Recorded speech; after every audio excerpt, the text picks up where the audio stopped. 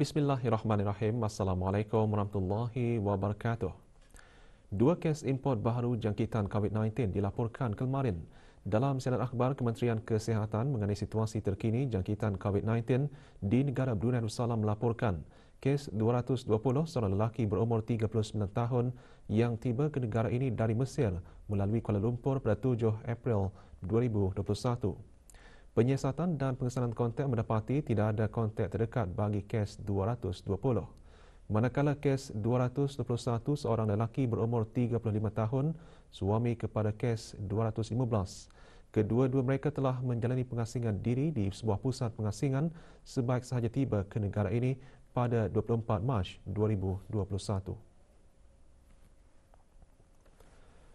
Sehubungan itu, jumlah keseluruhan kes jangkitan di negara ini sebanyak 221 kes dengan 12 kes aktif masih dirawat di Pusat Pengasingan Kebangsaan, manakala jumlah keseluruhan kes sembuh adalah sebanyak 206. Kes terakhir jangkitan tempatan COVID-19 dilaporkan pada 6 Mei 2020, manakala jumlah kes import sejak kes jangkitan terakhir tempatan dilaporkan sebanyak 80 kes. 517 orang sedang menjalani pengasingan diri mandatori, 16,649 orang menamatkan pengasingan diri mandatori sejak Mac 2020. Manakala 210 sampel ujian virus SARS-CoV-2 telah dilaksanakan menjadikan jumlah keseluruhan ujian makmal yang dijalankan sejak Januari 2020 kepada 117,497 ujian. Maklumat lanjut dan perkembangan terkini layari laman sesawang Kementerian Kesihatan dan talian kesihatan 148.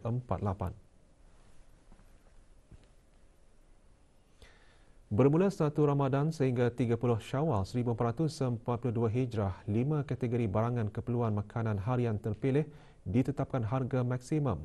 Jabatan Perancangan Ekonomi dan Statistik JPS Kementerian Kewangan dan Ekonomi mengambil pendekatan tersebut berikutan daripada kesan COVID-19 kepada bekalan dan harga beberapa barangan makanan asasi di pasaran sejak akhir tahun lalu.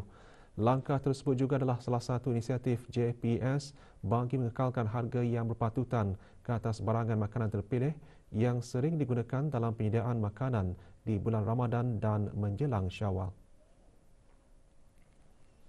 Barangan tersebut termasuk mentega, margarin, minyak sapi, susu pekat cair dan krim dan tepung.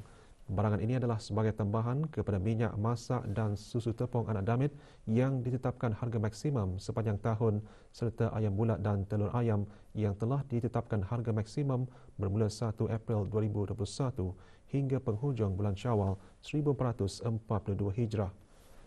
Penetapan harga bermusim ini dilaksanakan selama 8 minggu berbanding 5 minggu pada tahun-tahun sebelumnya.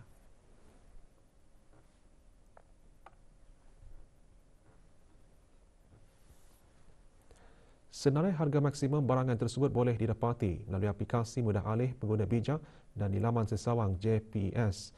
Penetapan harga maksimum secara bermusim ini adalah bertujuan bagi mencegah harga pasaran barangan terpilih dari mengalami kenaikan melebihi tahap tertentu.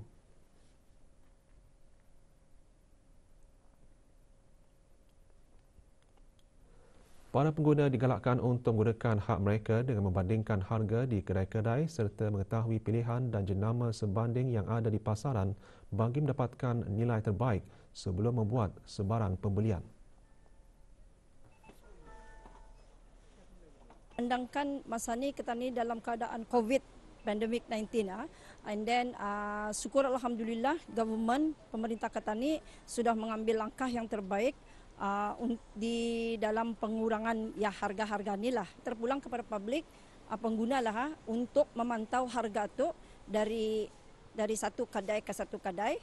Kalau mengikut pemantauan itu agak yang memuaskan lah. Baguslah inisiatif itu untuk menolong usahawan yang kecil-kecilan kan, sebab harga di sini harga tu sudah murah daripada tempat lain. Okey. Bagus juga untuk orang-orang yang dah berapa kemampuan. Kami setiap bulan ada promosi tetap ada juga, tapi ini bulan ekstra lagi promosi lah, paling rendah harga untuk puasa. Untuk puasa sampai raya lah. Tetap barang ada kami kami kurang percentage saja. Ya, bagus itu macam customer banyak ada juga, customer okey saja, customer happy lah. Sebarang pertanyaan bolehlah menghubungi hotline pengguna di talian Darussalam 123 atau aplikasi Pengguna Bijak.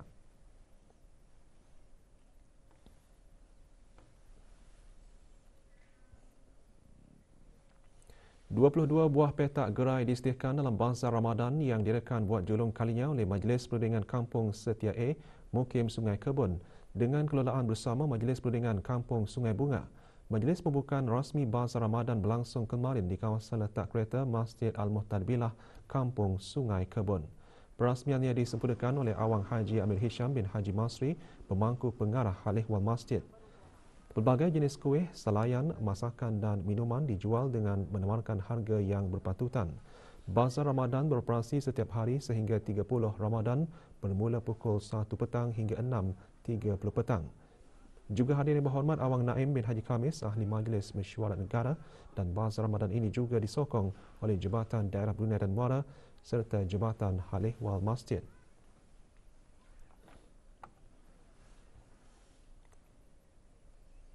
Setiap kali datangnya bulan Ramadan, gerai-gerai yang menjual juadah berbuka puasa tumbuh bagaikan cendawan. Para peniaga tidak melepaskan peluang untuk berniaga demi mendapatkan rezeki yang halal di samping menambah sumber pendapatan mereka. Bagi mudahkan para peniaga berkenaan, beberapa buah tapak gerai disediakan oleh pihak berkuasa. Di daerah Brunei dan Muara, salah satu tempat yang popular menjadi tumpuan orang ramai untuk membeli juadah berbuka puasa selain gerai di kawasan letak kereta berhadapan Muzium Alat Kebesaran Diraja di Ibu Negara ialah di kawasan Stadium Negara Hassanal Bolkiah. Pelbagai jenis juadah boleh diperoleh terdiri daripada masakan tempatan dan antarabangsa untuk membantu orang ramai memilih dan memenuhi selera berbuka puasa.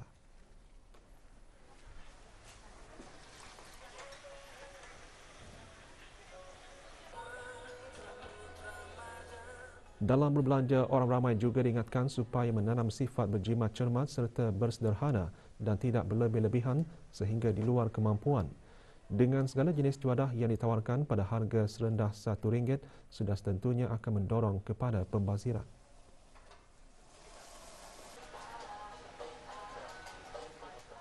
Cara mengamalkan cara berjimat cermat, kalau kan di sini macam banyak kan berjual. Kalau boleh beli yang murah saja macam harga nasi katuk ke RM1 kan. Sama kalau beli banyak pun belum tentu jual habis masa untuk masa bersungkai. Jimat cermat penting. Nombor satu, anda bazir duit. Boleh ada lagi untuk esoknya lagi. Kalau ada lebih makanan atau minuman, paling bisa disedekahi arah masjid lah. Pengusaha-pengusaha gerai Ramadan yang menyajikan makanan mematuhi saranan kerajaan dan melaksanakan tanggungjawab masing-masing serta membudayakan langkah-langkah pencegahan penularan COVID-19 di gerai masing-masing dengan memakai sungkup muka. Para peniaga juga disarankan mencetak kod QR dan lekatkan di kawasan yang mudah diimbas oleh pelanggan. Selain itu, mereka juga perlu mengamalkan langkah-langkah kebersihan, terutama sekali gerai makanan diingatkan untuk mengikut garis panduan yang dikeluarkan oleh pihak kerajaan jika menyediakan makanan secara buffet.